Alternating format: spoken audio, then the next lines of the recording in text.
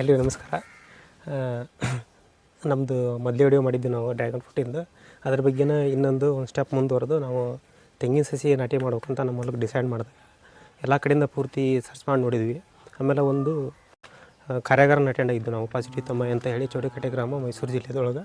ಅಲ್ಲಿ ಅವ್ರ ಮೆಥಡ್ ಒಳಗೆ ಒಂದು ತೆಂಗಿನ ಸಸಿ ನಾಟಿ ಮಾಡೋದನ್ನು ಅವರೊಂದು ಹೊಸ ಮೆಥಡ್ ಒಳಗೆ ಮಾಡ್ತಾಯಿದ್ರು. ಆ ಮೆಥಡ್ ಒಳಗೆ ನಾವು ಮಾಡಿದ್ದೀವಿ.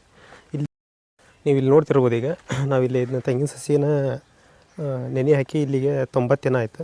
ಅಂತಂದ್ರೆ ಇದು ಒಂದು ಹೊಸ ಮೆಥಡ್ ಒಳಗೆ ಅವ್ರು ಏನಂತಂದ್ರೆ, ನಾವು ಕಾರ್ಯಾಗಾರ ಅಟೆಂಡ್ ಆದಾಗ ಅವ್ರು ಹೇಳಿದ್ರು, ಅವ್ರ ಒಂದು ಬಾವಿ ಇದ್ದವು. ಅವ್ರ ಬಾವಿಲಿ 3 ತಿಂಗಳ ಸಸಿ ತೆಂಗಿನಕಾಯಿನ ಅವರು ಅದರಲ್ಲಿ ಹಾಕ್ತಾರೆ, ನೆನೆ ಇಡ್ತಾರೆ. ಅದು ನಂತರ ತೆಗೆದು ಮಣ್ಣಿ ಹಾಕ್ತಾರೆ. ನಾವು ಅದೇ ಮೆಥಡ್ ಒಳಗೆ ಇಲ್ಲಿ ಅಂದ್ರೆ ಒಂದು ಗಿಡಕ್ಕೆ ಒಂದು 40ರಿಂದ 60 ವರ್ಷದ ಗಿಡ ಆಗಿರ್ಬೇಕು. ಅದು ಕಾಮನ್ನಾಗಿ ಉದುರಿ ಬಿದ್ದಿರ್ಬೇಕು ಕಾಯಿ.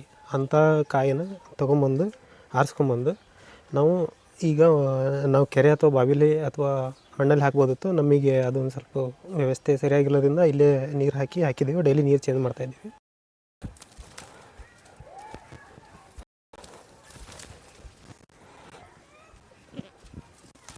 ಈ 15 ದಿನಕ್ಕೊಂದು ಸರಿ ಮತ್ತು 8 ದಿನಕ್ಕೊಂದು ಸರಿ ಗೋಮೂತ್ರ ಮತ್ತು ಸಗಣಿನ ಇದರಲ್ಲಿ ನೀರಲ್ಲಿ ಹಾಕ್ಕೊತಾನೆ ಇರ್ತೀವಿ. ಕಾರಣ ಏನಪ್ಪ ಅಂತಂದ್ರೆ, ಇದಕ್ಕೆ ರೋಗ ನಿರೋಧಕ ಶಕ್ತಿ ಹೆಚ್ಚಿಗೆ ಆಗಲಿ ಅಂತ ಹೇಳಿ. ಇಲ್ಲಿ ನೀವು ನೋಡ್ತಿರ್ಬೋದು.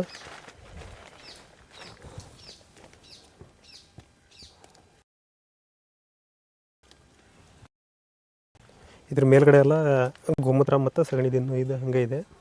ಕಾರಣ ಏನಪ್ಪ ಅಂದ್ರೆ, ರೋಗ ನಿರೋಧಕ ಶಕ್ತಿ ಹೆಚ್ಚಿಗೆ ಆಗಲಿ ಅನ್ನೋ ಉದ್ದೇಶಕ್ಕೆ ನಾವು ಈ ರೀತಿ ಗೋಮೂತ್ರ ಮತ್ತು ಅದ್ರ ಮೇಲೆ ಸಗಣಿ ನೀರನ್ನು ಚೆಲ್ಕೊತ ಇರ್ತೀವಿ.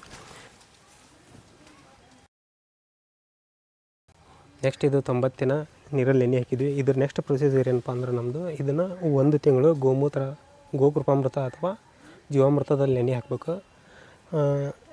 ಇದನ್ನು ನಾವು ಈ ಮೆಥಡ್ನ ಇನ್ನೊಂದು ಬೇರೆ ಕಡೆ ಅಳವಡಿಸ್ಕೊಂಡ್ವಿ. ಅದನ್ನು ನೆಕ್ಸ್ಟ್ ನಮ್ಮ ಹೊಲದಲ್ಲಿ ನಾವು ಈ ಸಸಿನ ಮಣ್ಣಲ್ಲಿ ಇಡೋ ಮುಂದೆ ಅದು ಯಾವ ಮೆಥಡ್ ಏನು ಅನ್ನೋದನ್ನು ಇನ್ನೊಂದು ಸರಿ ನಿಮಗೆ ಮುಂದಿನ ಹಿಡಿದ ನಾವು